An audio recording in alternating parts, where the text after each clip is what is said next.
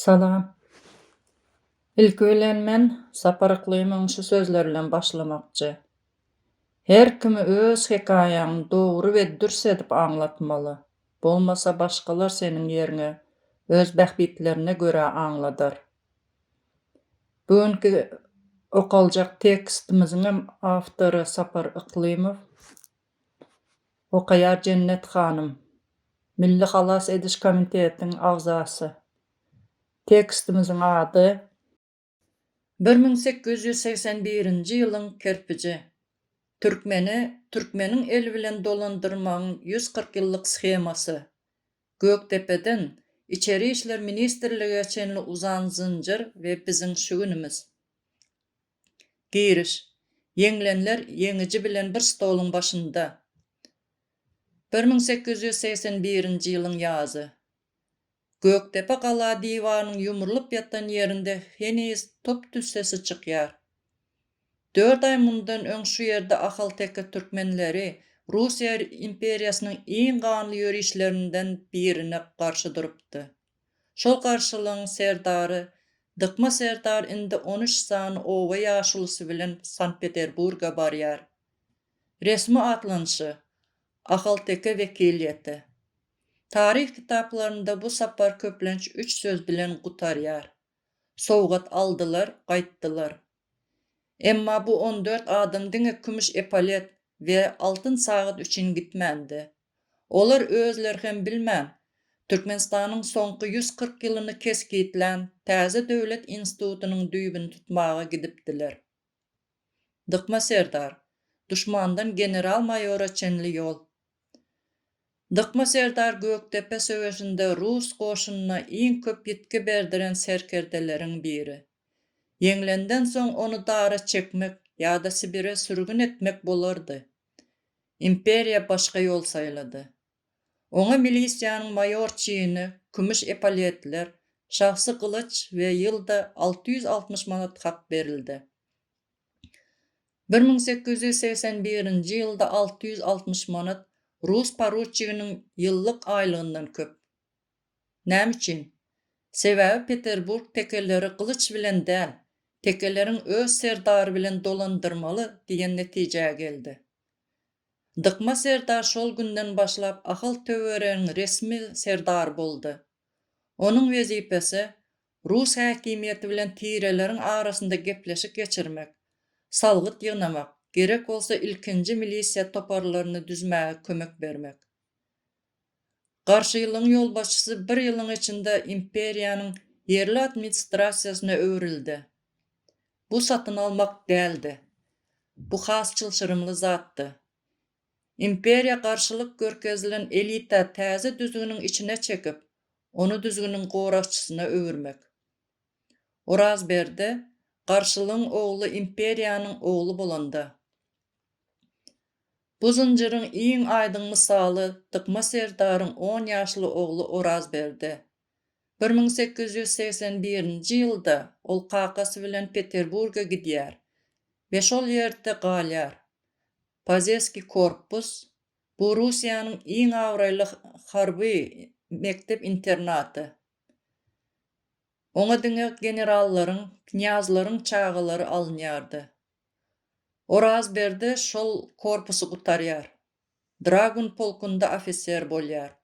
Soňra 1892-nji ýylda döredilen teke atly diviziýonunda eskadron komandiri bolýar. Pikir ediň, kakasy 1881-nji ýylda Rus generalyna garşy söweşýär. Ogly 1900-nji ýylda şol generalyň egnindäki ýaly epalet bilen Rus padşasyna ant içýär. 19 ýylda bir nesliň içinde şeýle öwrilişik bolýar.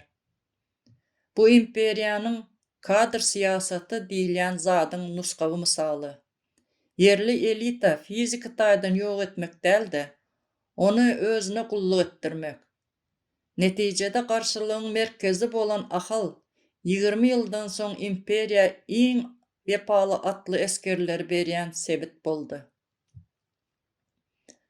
Galan 12-si milisiýa, terjimeçi, ýol görkezici. Milisiýanyň aşaky ýol başçylary, Orazguly, kel aman, kel nefes, kel murat, kel gurban. Bular 1881-nji ýyldan soň döredilen ilkinji wagtlaýyn atly toparlary urýadnik bolup giden bolmagy mümkin. Olaryň işi kerwen ýollaryny talaňçylardan goramak, Rus ekspedisiýalarynda avangard bolmak, käwagt hem öz owadaşlaryndan salgyt ýygnamak. 1892-nji ýylda Teke atly diwiziony döredilende, şolaryň käbiri şol ýere düzümleýin geçendir. Araçylar we administrativ işgärler. Kel Mämet, kel geldi, kel sapar, kel Oraz. Kel Mämet ýaly medally wekiller köplenç Rus pristavlarynyň ýanynda terjimeçi bolupdyr. Kel geldi ýaly orta ýaşlylar bolsa, owa bilen Rus häkimiýeti arasynda ılalaşykly ýaşly hökmünde ýyllyk hak alypdyr. Olar dawa jenjeli Rus sudyna ýetmezden ýerinde çözüp, imperiýa üçin arzan we netijeli dolandyryş gurupdyrlar. Ýol görkezijiler we bir gezeklik hyzmat. Kel baba, kel han, kel ýagly. Ahalyň çägini iň gowy bilýän adamlar. 1800-nji ýyllarda Mer we Saravsa giden Rus otryadlaryna bulary ýol görkezipdir. Köplenç bir gezek hak ýa-da sowgat alypdyrlar. Emma şol tejribe soňra olaryň ogullarynyň 1892-nji ýylyň diwizionyna girmegine ýol açypdyr. Jemi 14 adamdan bir sansy ofiser, bir sansy mayor, 4-6 sansy milisiýa serkerdesi, 3-4 sansy araçy, 2-3 sansy yerli ýaşly. Diýmek, wekiliýet dolu düzümi bilen imperiýanyň yerli güç ulgamyna öwrilipdir. 140 ýyllyk zynjyr nädip guruldy? 1881-nji ýyldaky wagtlaýyn milisiýa bu eksperimentdi. Eger Dykma Serdarow we onuň adamlary wepaly gullyk etse, imperiýa bu tejribäni giňelderdi. Netije kanagatlandyrjy boldy. 1885-nji ýyl Teke milisiýasy resmi taýdan döredildi. Aýlyk, forma, tapşyryk. 1892-nji ýyl Teke atly diwiziony. Endi bu imperiýa goşunyň düzümindäki awraly bölek. Russiýa-Yapon urşunda, 1-nji jahan urşunda söweşdiler. 1920-nji ýyl Bolşewikler gelende şol diwizionyň ofiserleriniň we eskerleriniň bir bölegi NKVD geçdi. Sebäbi olar ýarag tutmagy, yerli dili we mentaliteti bilýärdi. 1991-nji ýyl garaşsyzlykdan soň şol düzüm Türkmenistanyň içeri işler ministrligine we goranmak ministrligine miras galdy. Ýagny biz häzir köçede görýän polisiýa ofiserimiz bilen 1881-nji ýylda Peterburga giden Kel Aman arasynda gönüden göni kadr zynjyry bar. Elbetde, ideologiýa ütkedi, forma ütkedi. Emma yerli ilatdan bolan, yerli dili bilýän, döwletiň adyndan güç ulanýan adam diýen institut 1881-nji ýylda doguldy. Netije, tarih gaýtalanmaýar, ol rifma bolýar. 1881-nji ýylyň wekiliýeti satyldy diýmek aňsat. Gahrmanlarça garşy durdy diýmek hem aňsat. Çylşyrymly hakykat şundan ibarat. Imperiýalar ýeňilenden soň yerli elita bilen ulalaşyk edýär. Ol ulalaşyň şertini köplenç ýeňilen tarap däl, ýeňen tarap ýazýar. Dykma Serdar we 13 ýoldaşy şol şerti kabul etdi. Olaryň saýlawy netijesinde bir nesilden soň teke ýigitleri padşa üçin Hytaýda we Germaniýada söweşdi. 2 nesilden soň olaryň akdyklary Sowet hökümetini gurdy. 3 nesilden soň çoğuluklary garaşsyz Türkmenistanyň düzenini gorady. Şonuň üçin 1881-nji ýylyň 14-ligine diňe sowgat alan topar diýip garamak bolmaz. Olar imperiýanyň türkmen topragyndaky iň uzak möhletli taslamanyň ilkinji işgärleridi we bu taslama entek dowam edýär. Bu diňe türkmeniň başyna gelen zatmy? Ýok. Inglizler Hindistanda sipay goşunyny düzdi. Fransuzlar Aljerda hark edip araplary yaralandyrdy. Sowetler basmaçylyga garşy Qırgız atlysyna, türkmen atlysyna garşy goýdy. Bu kolonial dolandyrşyň ABC'si. Tapawut şunda. 1991-den soň köp ýurt şol zinjiri döwdi. Bizde bolsa at ütgäp sistema galdy. Sebäbi 140 ýyl bäri döwlet deňdir güç edarasy diýen düşünje nesilden nesile geçdi.